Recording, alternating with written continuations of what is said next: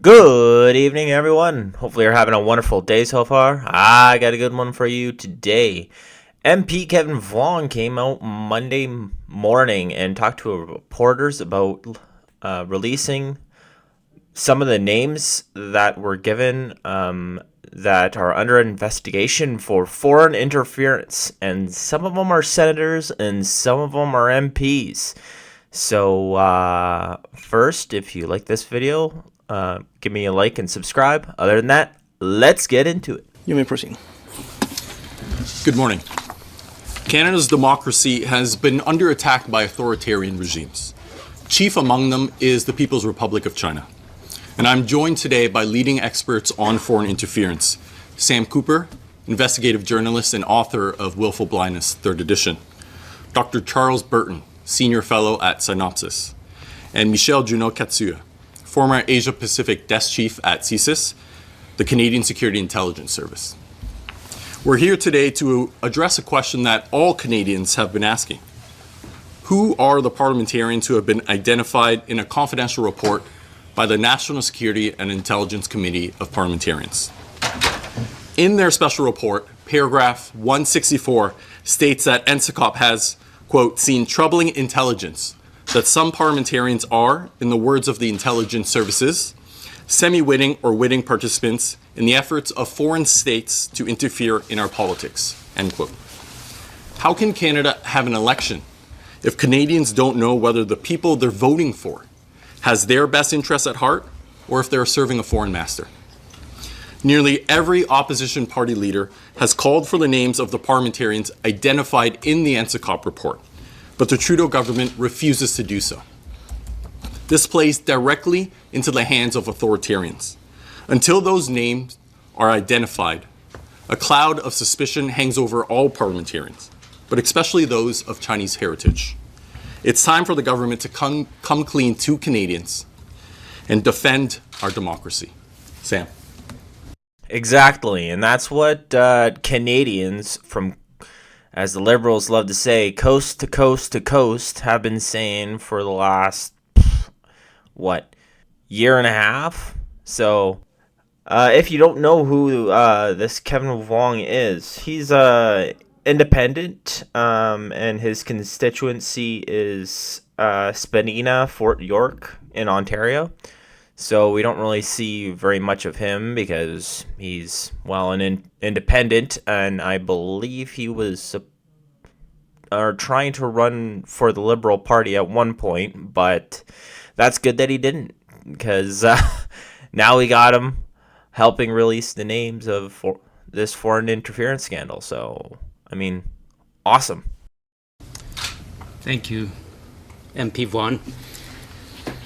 I'm here today to highlight some of the names and entities covered in my updated book and to pose a question. Should other Canadian journalists be examining the openly available evidence surrounding these networks?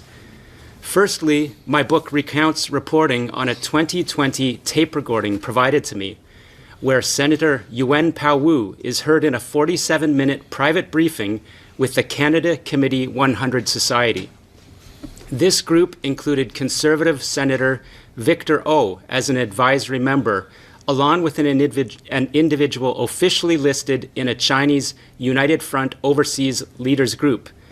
The Canada Committee 100 Society is led in Vancouver by Ding Guo, a journalist who is also an advisor to British Columbia Premier David Eby. Other journalists participating in this tape-recorded meeting with Senator Wu later supported Liberal candidate Parm Bains in 2021. Bains had told these journalists he opposed Kenny Chiu's Foreign Agent Registry Bill, describing it as an exclusionary policy. Ding Guo was also reportedly involved in the 2022 Conservative Party leadership race, alongside community leaders officially connected to Beijing's overseas influence arm, the United Front. I can provide more details later on how this should illuminate NSICOP 2024.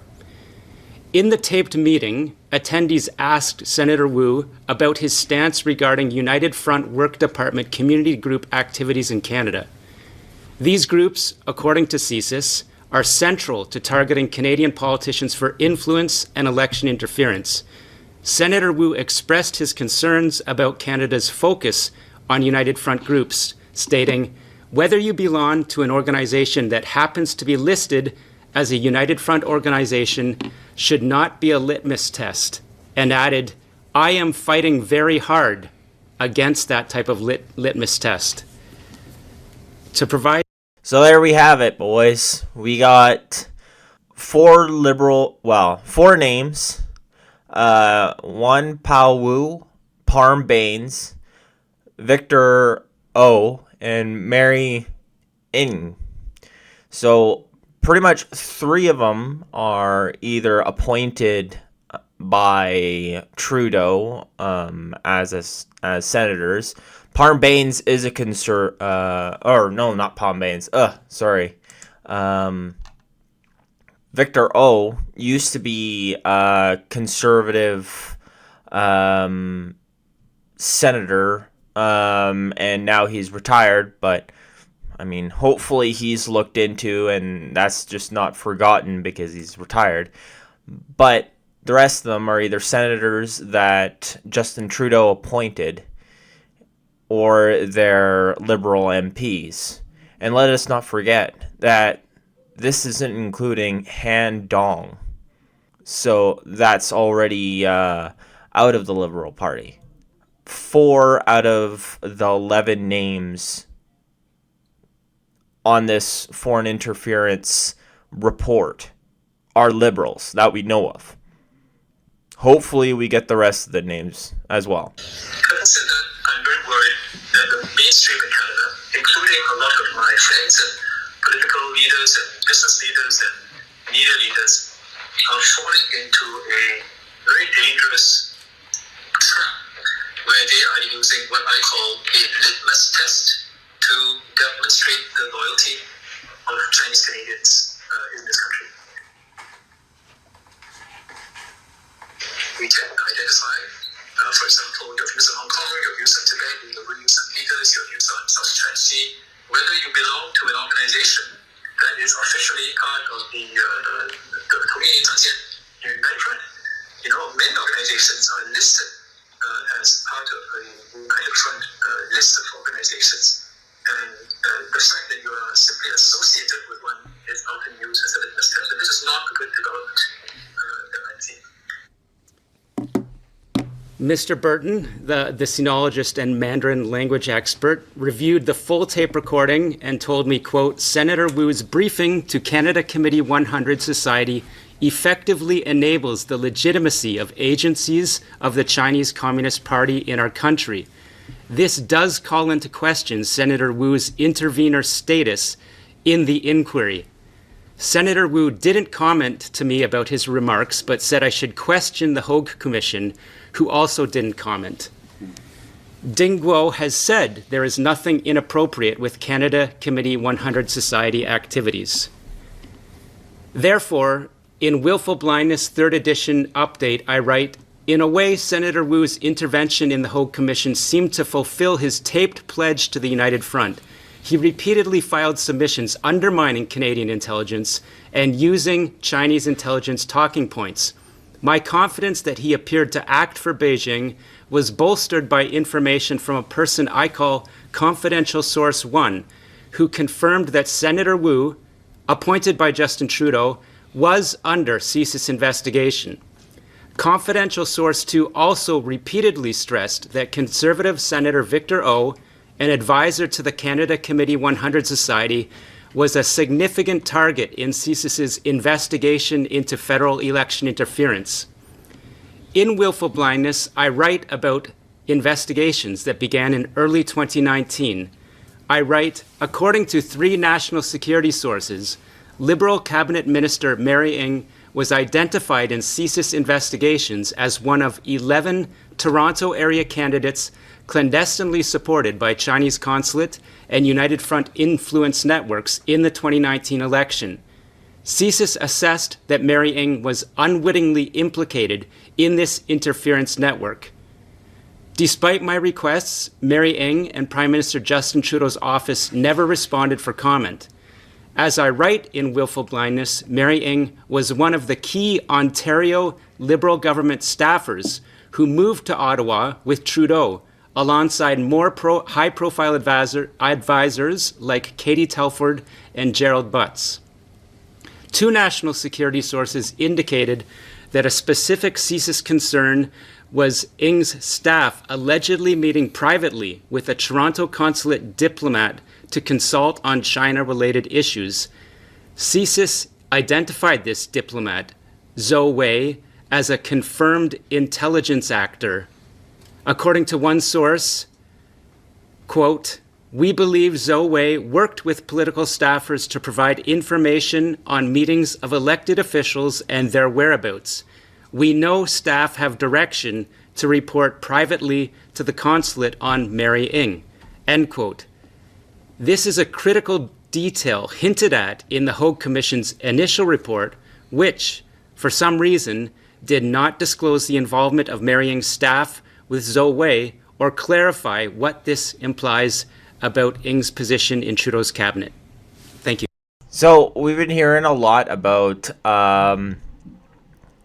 in this, about the Canada Committee 100. Now, what is that? What are we talking when we're talking Canada Committee 100?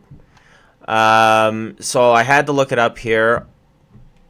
It was kind of crazy because when I was clicking on links for it, my browser kept stopping me from going into a bunch of these sites because it said they're a danger to my computer. So, and this was the first thing that Google popped up, so that's concerning already. But from what I could find, what Canada Committee 100 Society is, it's a BC registered nonpartisan and not-for-profit community organization dedicated to advocating Canada's diversity, equity, and inclusion.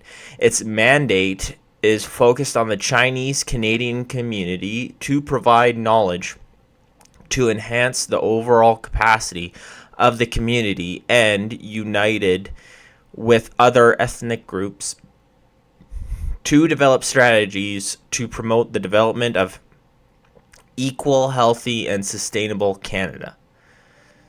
So they also go on to say here that we bring together established and emerging Chinese Canadian leaders to collaborate on identifying and breaking down systemic barriers to the full and equal participation of ethno-cultural leaders in Canadian society. We honor and celebrate the groundbreaking achievements of past and present Chinese Canadian leaders in society and equip the next generation of leaders with a keen sense of how their culture shapes and strengthens their leadership. We are committed to eradicating the big R word and hatred in all its forms in Canada. So if you're Canadian, you know that there's not particularly any racism against many communities here in Canada. We're very welcoming, and you see that in our parliament, and you see that within our government.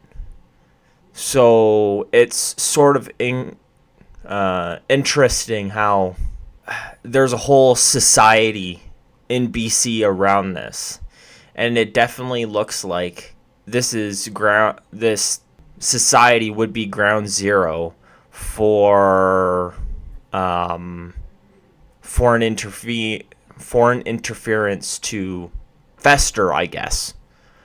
But let's continue on and see what else this guy has to say. Charles. Okay. Well, Sam Cooper's work these past many years has performed an important service for Canada.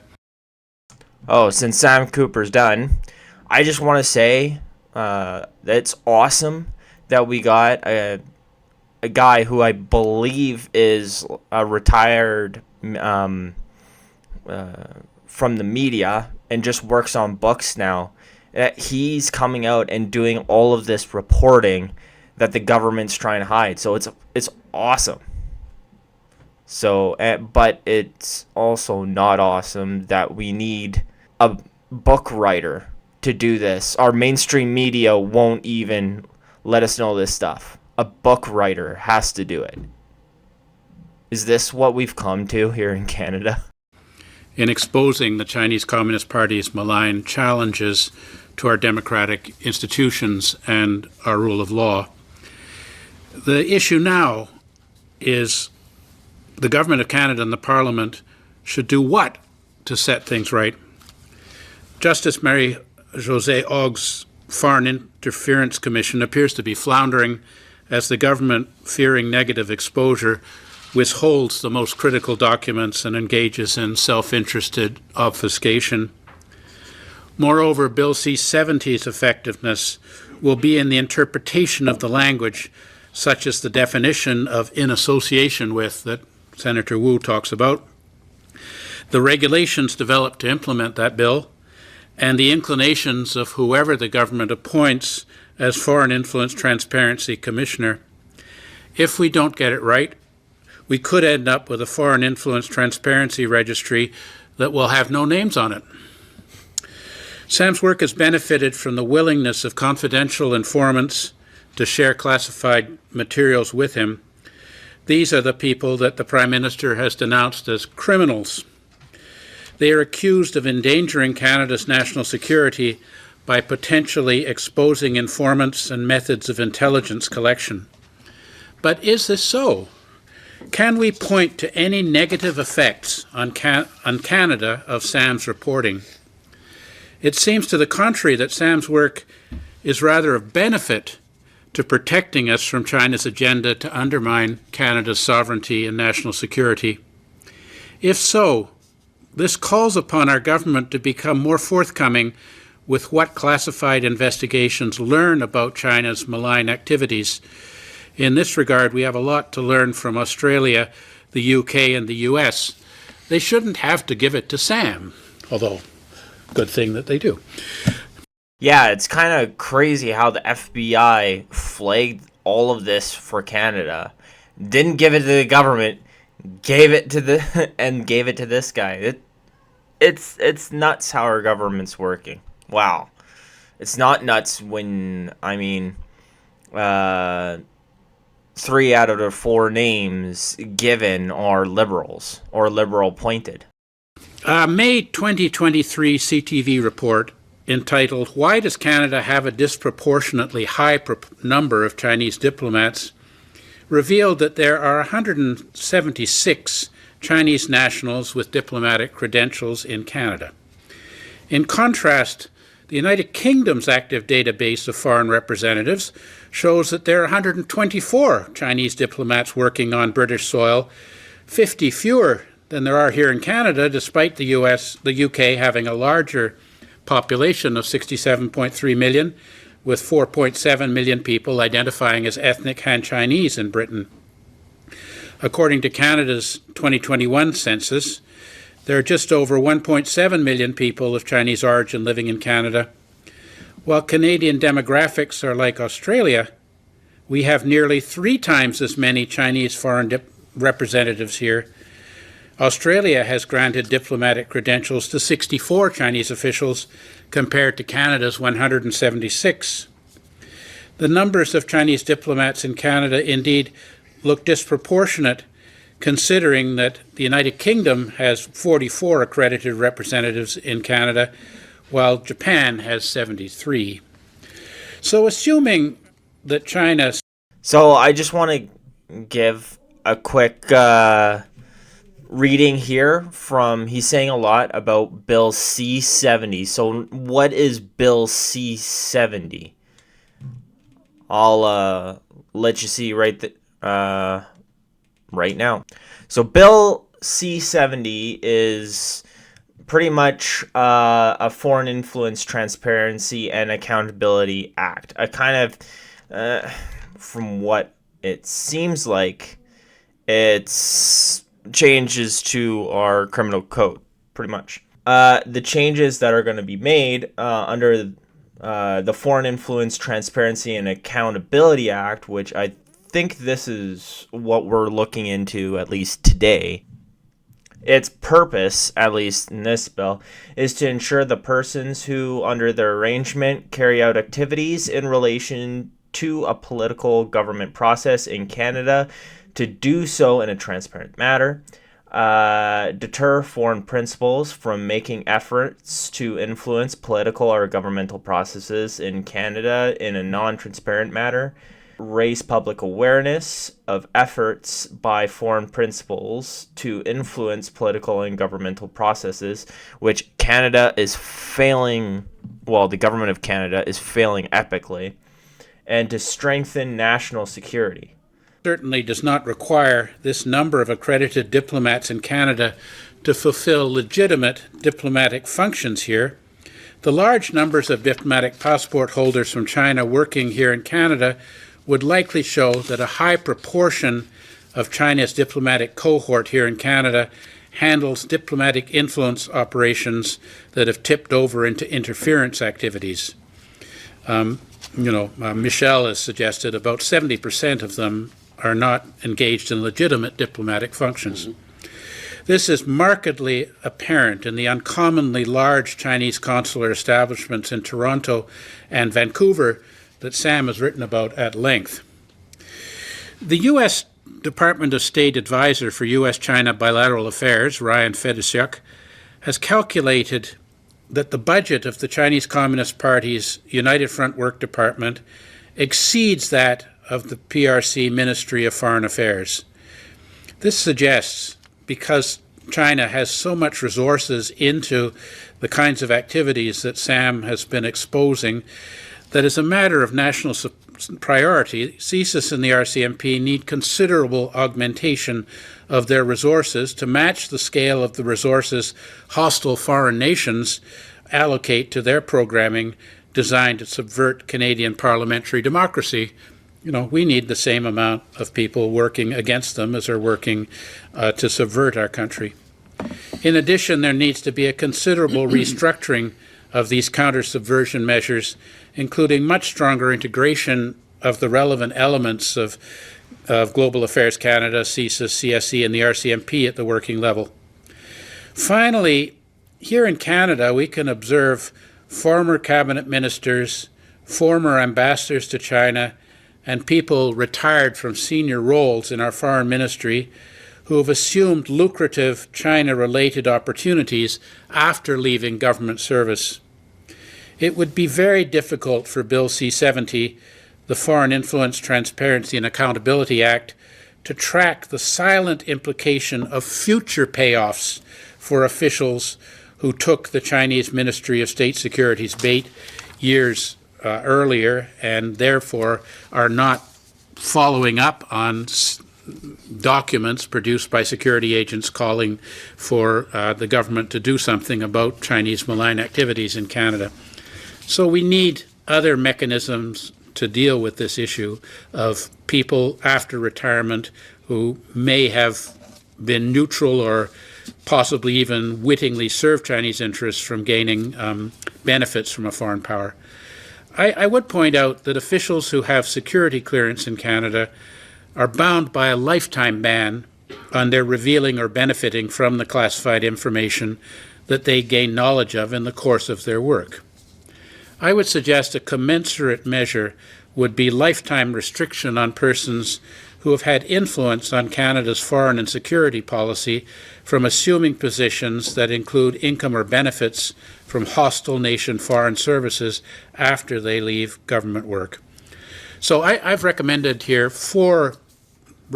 And yeah, that should be normal. Like, if you have your, if you can look at restricted things, and you can go into restricted places, you shouldn't ever be able to give that information away, and especially not for profit. Rather obvious and simple actions for the next government to consider after Justice Ogg releases her report on December 31st.